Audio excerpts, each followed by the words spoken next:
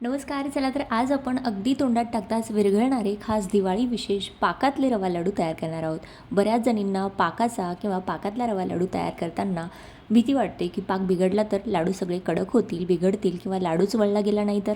बऱ्याच जणांकडून असं होतं. पण आजच्या व्हिडिओमध्ये एकदम परफेक्ट प्रमाणासहित पाक कसा ओळखायचा, एक तरी पाक कसा तयार करायचा, हे जर तुम्ही पहिल्यांदा जरी लाडू बनवले तरीसुद्धा अगदी तोंडात टाकताच विरघळतील, एवढे जास्त मऊसूत होतात. आणि हो, रव्याचा लाडू अगदी मऊसूत आणि संपेपर्यंत मऊसूत राहण्यासाठी आपण याच्यामध्ये एक सिक्रेट गोष्टसुद्धा घालणार आहोत बरं का.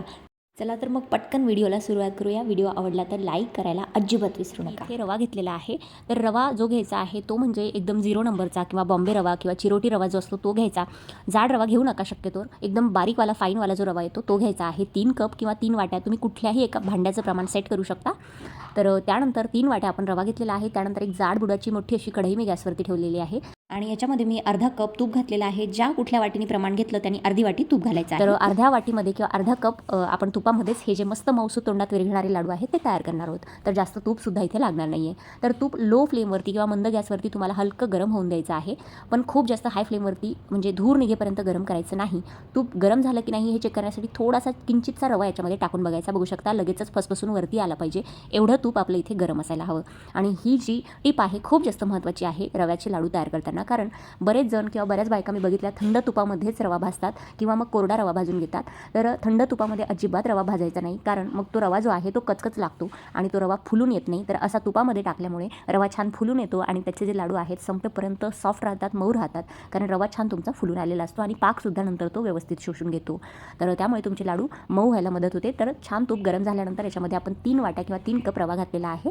आणि जर तुम्हाला अर्धा किलोचं 1 किलोचं प्रमाण हवं असेल तर ते डिस्क्रिप्शन बॉक्समध्ये खाली दिलेलं आहे, तर नक्की चेक करा. तर गरम तुपामध्ये रवा घातल्यानंतर आपण जवळपास याला 15 ते 20 मिनिटांपर्यंत छान मंद गॅसवरती भाजून घेणार आहोत. तर आता टोटल इथे 13 ते 14 मिनिटं झालेली आहेत. त्यानंतर तुम्हाला एक सिक्रेट गोष्ट याच्यामध्ये ॲड करायची, मी सुरुवातीला म्हटलं होतं ना, ती आहे 2 चमचे बेसन. तर बेसन पीठ घातल्यामुळे तुमचे जे रव्याचे लाडू आहेत अगदी मऊसूत तयार होतात आणि याला एक ना खमंग सुवास येतो किंवा मग संपेपर्यंत हे लाडू मऊ राहायला मदत होते. त्यामुळे 3 वाटी रव्यासाठी आपण इथे 2 चमचे बेसन घातलेलं आहे. अगदी थोडंसं घालायचं, खूप जास्त नाही.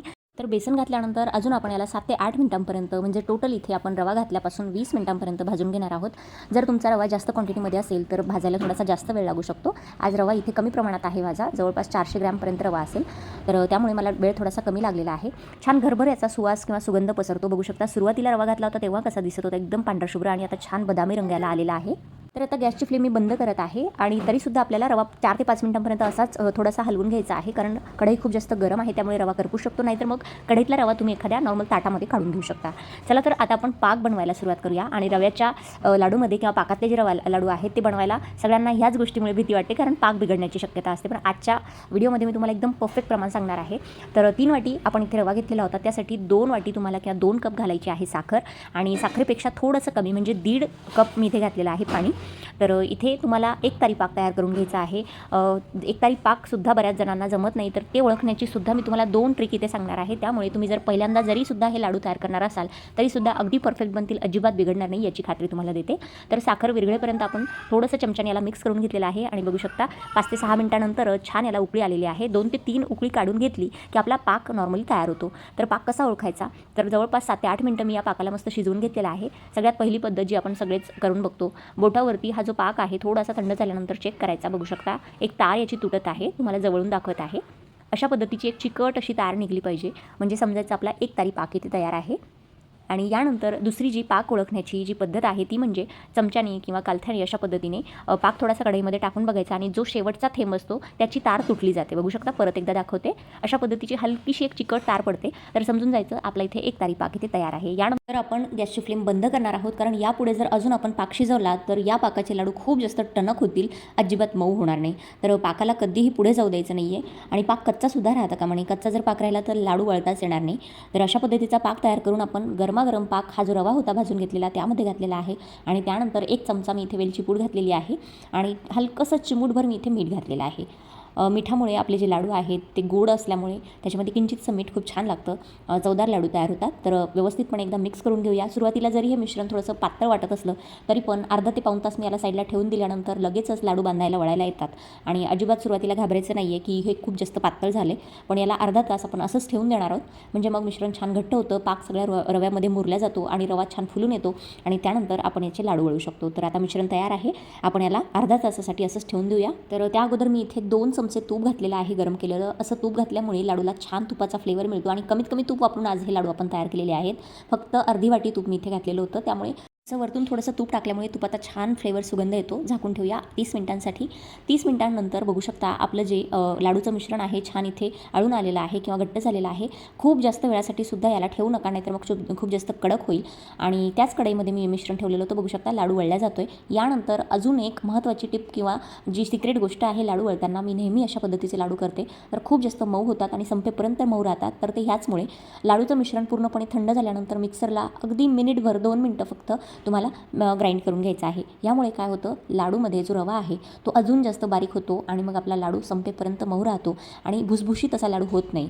जरी लाडू 2 दिवस, 7 दिवस, 4 दिवस जरी राहिला तरीसुद्धा तो अजिबात असा भुसभुशीत होत नाही, त्याचा रवा निघत नाही, मऊच्या मऊ राहतो जसा आपण आत्ता तयार केलेला आहे ताजा. तर त्यासाठी ही टीप वापरायची. मिक्सरच्या भांड्यामधून त्याला काढायचं आणि मग त्या मिश्रणाचे लाडू करायचे. हे लाडू आणि नॉर्मल मिक्सरमधून न काढताचा लाडू ह्याच्यामध्ये खूप जास्त फरक येतो. त्याचा रवा रवा निघतो आणि याचा मऊसूद पेढ्यासारखा गोळा तयार होतो आणि सेम पेढ्यासारख्याच चवीचे हे लाडू तयार होतात. तर अशा पद्धतीने बघू शकता एक लाडू मी इथे तयार करून दाखवलेला आहे. तर सेम सगळं जे लाडूचं मिश्रण आहे ते मी मिक्सरमधून ग्राइंड करून घेतलेलं आहे. 2 मिनिटांसाठी फक्त तुम्हाला ग्राइंड करायचं आहे आणि त्यानंतर या मिश्रणाचे आपण लाडू तयार करून घेणार आहोत. तर कुठलाही एखादा चमचा वगैरे घेऊन तुम्ही एकसारख्या आकाराचे लाडू वळू शकता. तर अशा पद्धतीने एक अर्धा चमचा मी इथे मिश्रण हातावरती घेतलेला आहे आणि गोल गोल हातावरती दाबत तुम्हाला अशा पद्धतीने हा जो लाडू आहे रव्याचा पाकातला तो तयार करून घ्यायचा आहे. वरतून थोडेसे ड्रायफ्रूट्स वगैरे लावू शकता. मी इथे आज मनुका आणि पिस्ताचा एक काप लावत आहे. जर तुम्हाला आवडत असतील तर काजूसुद्धा लावू शकता किंवा मग प्लेन काही न लावता हे लाडू वळले तरीही चालतील. तर बघू शकता अगदी पेढ्याप्रमाणे आपले इथे हे पाकातले रवा लाडू तयार आहेत आणि अगदी मऊसूद तयार होतात. तर अशा पद्धतीने किंवा आजच्या या व्हिडिओमध्ये मी खूप साऱ्या टिप्ससुद्धा तुमच्यासोबत शेअर केल्या. त्या सगळ्या टिप्स जर वापरून तुम्ही लाडू केले तर अजिबात दिवाळीचा फराळ बिघडणार नाही. यानंतरही आपल्या बऱ्याचशा दिवाळीच्या फराळच्या रेसिपीज येणार आहेत, तर त्यासुद्धा नक्की फॉलो करा आणि मला कमेंट सेक्शनमध्ये सांगा की आजचा व्हिडिओ आणि या व्हिडिओमध्ये दिलेल्या सगळ्या टिप्स तुम्हाला कशा वाटल्या. नक्कीच आवडल्या असतील. तर बघू शकता दुसराही लाडू मी त्याच पद्धतीने तयार करून घेतलेला आहे. तर ह्याच पद्धतीने आपण सगळ्या मिश्रणाचे लाडू प्लेटमध्ये तयार करून ठेवून देऊया. यानंतर एक लाडू तुम्हाला तोडून दाखवते. बघू शकता अगदी पेढ्याप्रमाणे याचं टेक्स्चर आलेलं आहे. अजिबात रवा भुसभुशीत नाही आहे. बऱ्याचदा रव्याचा लाडू तोडताना खाली रवा गळतो, एकदम भुसभुशीत लाडू तयार होतो, कोरडा होतो.